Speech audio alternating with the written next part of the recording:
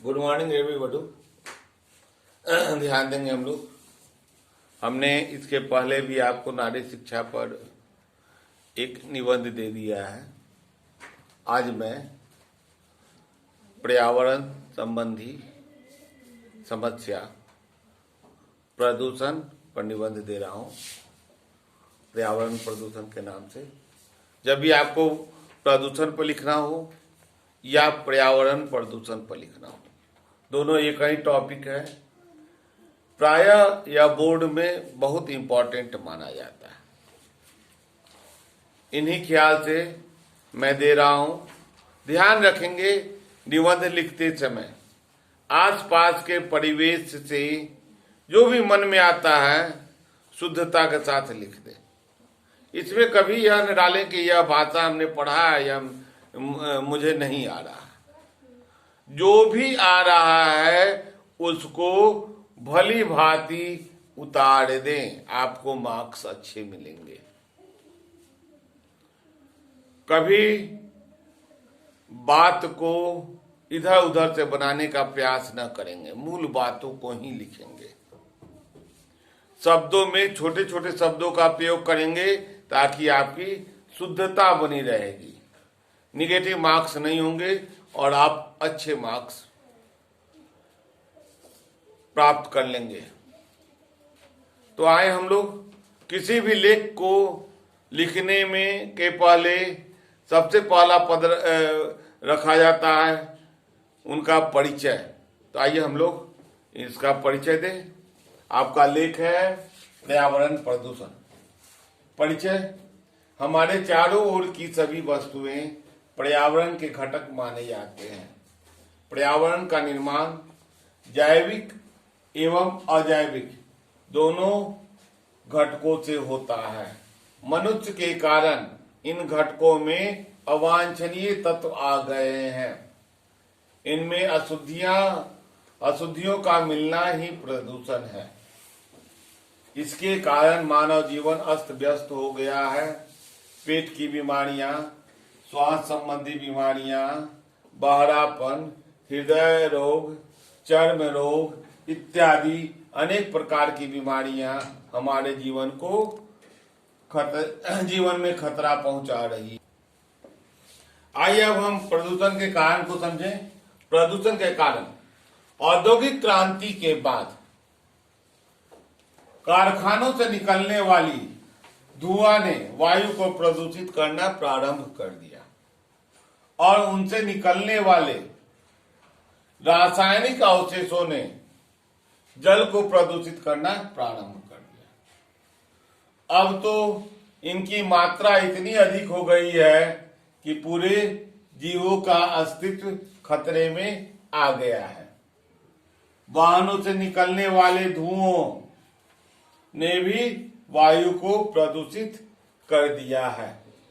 साथ ही उनमें उपयोग होने वाले ध्वनि यंत्रों ने हमारे कानों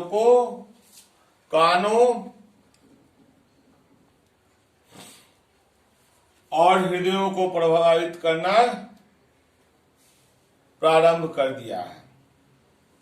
फसल कटने के बाद अवशेषों को जलाने के कारण एवं पॉलीथीन के अत्यधिक उपयोग के कारण मिट्टी भी प्रदूषित हो गई है। इसमें हमने चारों प्रदूषण को डाल दिया है: वायु प्रदूषण, जल प्रदूषण, ध्वनि प्रदूषण और मृदा प्रदूषण। ध्यान रखेंगे प्रदूषण 4 प्रकार के होते हैं। कौन कौन? वायु प्रदूषण, जल प्रदूषण, ध्वनि प्रदूषण और मृदा प्रदूषण। मैंने इसमें चारों प्रदूषण को डाल दिया है। आइए हम लोग प्रदूषण के रोकने के उपाय को समझें। प्रदूषण के कारण ग्लोबल वार्मिंग हो रही है और ग्लेशियर पिघलता जा रहा है। इसके कारण जल स्तर का बढ़ना स्वाभाविक है। यदि इसे न रोका गया तो जीवन ही समाप्त हो जाएगा। यदि अनावश्यक वाहनों का उपयोग बंद कर दिया जाए तथा औद्योगिक रसायनों को शुद्ध कर नदियों में प्रवाहित किया जाए तो इस पर नियंत्रण हो सकता है। फसल अवशेषों को जलाने के स्थान पर उन्हें सड़ाकर खाद बनाया जा सकता है। जाम में फंसने के बाद वाहनों को बंद कर धुआं को कम किया जा सकता है। साथ ही पॉलीथीन के स्थान पर झोले का उपयोग पर्यावरण के लिए लाभप्रद होगा। वास्तव में हम लोग यह समझें कि ग्लेशियर का पिघलना, हर साल जल स्तर बढ़ते जा रहा और कई हजार वर्ग किलोमीटर जो है वह सूखी जमीन पानी में चलते जा रही है। मनुष्य के रहने का स्थान छोटा होते जा रहा है। तो प्रदूषण को रोकना, वायु प्रदूषण को रोकना अत्यंत जरूरी है।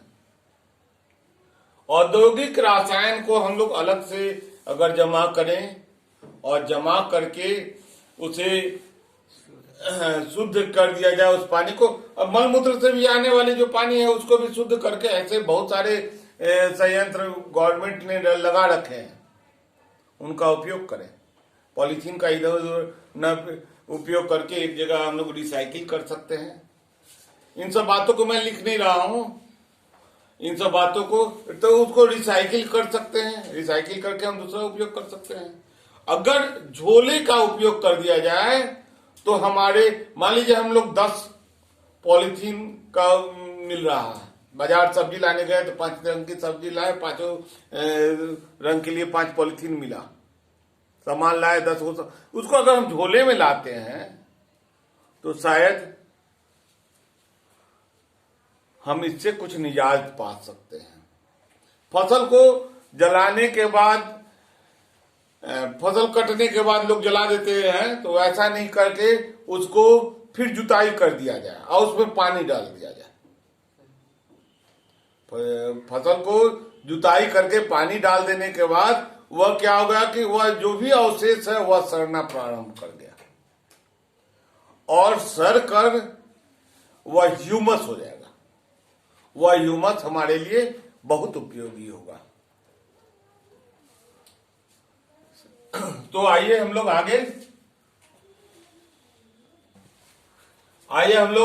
अब उपसंहार की चर्चा करें।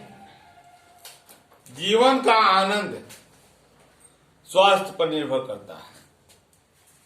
बीमार मनुष्य जीवन का आनंद ठीक से नहीं उठा पाता है।